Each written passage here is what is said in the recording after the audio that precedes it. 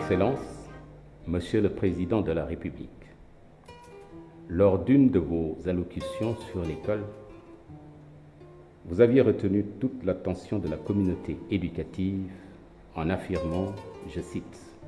« Il est de notre devoir à tous, gouvernement, collectivités territoriales, enseignants et parents d'élèves, de consolider l'excellence de l'école sénégalaise. » Fin de citation. Votre assertion nous permet de proposer, à l'occasion d'une seconde intervention, les pistes suivantes afin de contribuer significativement à la réflexion sur la gouvernance actuelle du système éducatif. Excellences, Monsieur le Président de la République, mes chers compatriotes d'ici et d'ailleurs, le diagnostic que nous avions tiré de la situation actuelle de l'école sénégalaise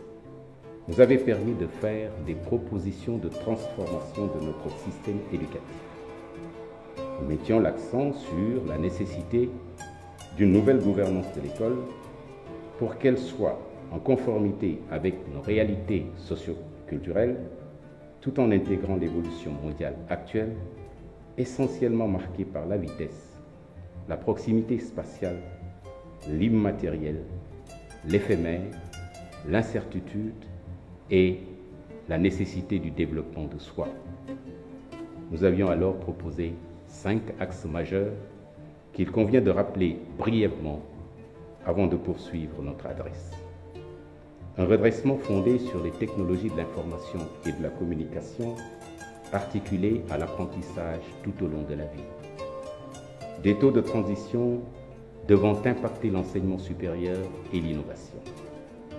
Un dynamisme des jeunes qui devrait augurer un dividende démographique profitable à notre pays, une nécessaire pacification progressive et durable de l'environnement des enseignements-apprentissages et enfin, la revalorisation de la fonction enseignante. L'intégration de ces différents axes passe tout d'abord par un premier élément de transformation que nous vous proposons, vous, chef de l'État, et à la communauté nationale.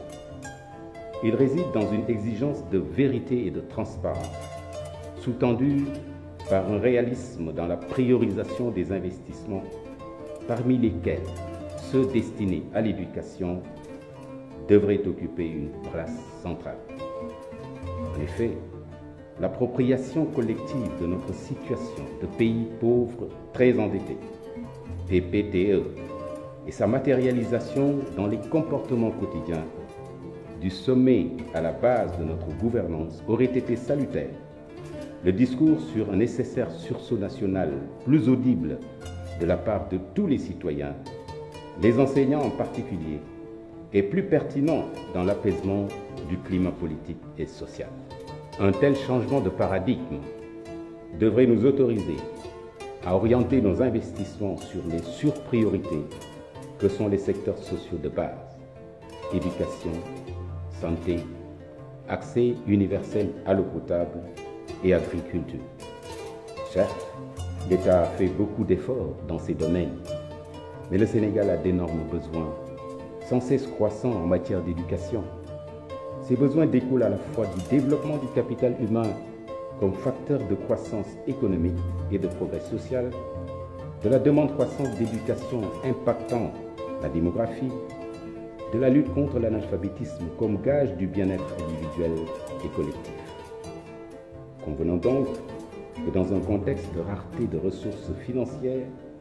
une des voies royales à explorer pour gagner de tels paris consiste sans doute à définir et exécuter une politique de financement autrement plus innovante en vue d'orienter et d'utiliser le maximum de ressources en faveur de l'éducation. Il faudrait donc bannir les anciennes formes de mobilisation et de gestion de ressources, tant publiques que privées, en optant pour la mise en place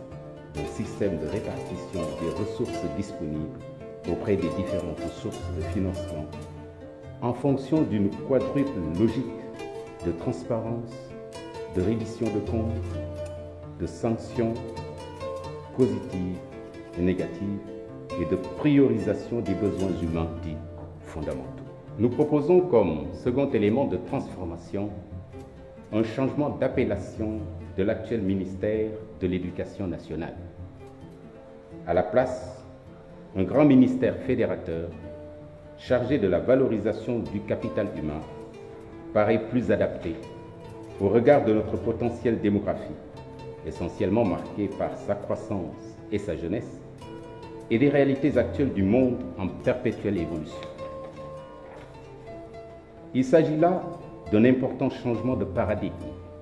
tant par la lettre que l'esprit, qui trouve son ancrage dans l'axe 2 du plan Sénégal émergent et dans une nécessaire transversalité qui concerne tout l'attelage gouvernemental. Sous la responsabilité du Premier ministre, chaque ministre devra se sentir concerné par l'éducation et la formation de notre jeunesse, base de tout développement. À cet effet, la cohérence dans la conception et la mise en œuvre de ce mode de gouvernance exige, pour citer quelques exemples seulement, que, sous l'impulsion et la supervision et la coordination de la primature, le ministère des Affaires étrangères plaide auprès des partenaires extérieurs du Sénégal pour trouver des financements nécessaires aux investissements sur l'éducation. Que le ministère de l'Hydraulique et de l'Assainissement, ceux de l'Énergie et de la Santé implantent des ouvrages et des infrastructures pour couvrir les besoins des écoles en eau potable, en toilettes séparées respectueuses du genre, en électricité, en soins de santé, afin de fixer les populations, surtout nomades, comme celle du Ferlo, durablement dans leur zone de résidence, d'atténuer la pénibilité des travaux des femmes et de promouvoir la scolarisation, le maintien et la réussite des enfants, les filles en particulier, au terme de leur cycle respectif d'apprentissage. Que les ministres de la fonction publique, de l'habitat, de l'économie, des finances et du plan se mettent ensemble pour soulager les enseignants sur leur plan de carrière,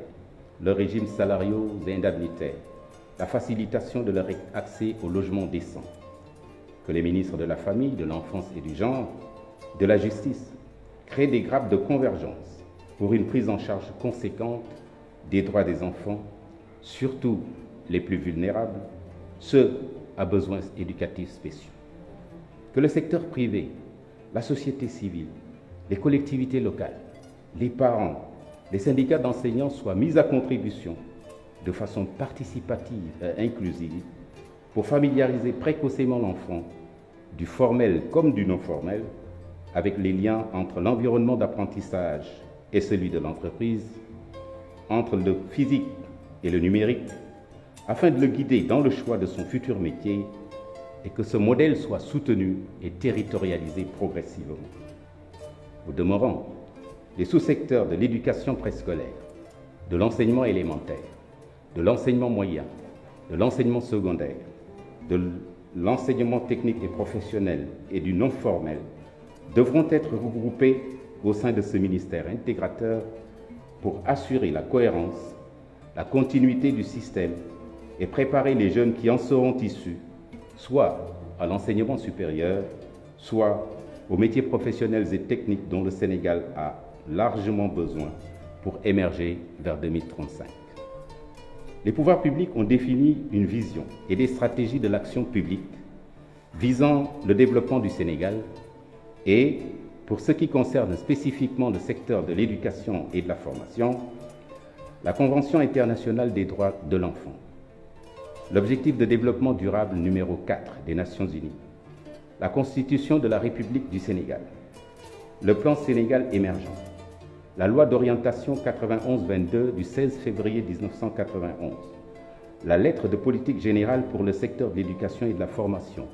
tout comme le programme d'amélioration de la qualité, de l'équité et de la transparence, fournissent les sources de tout notre environnement juridico-institutionnel. Les principes directeurs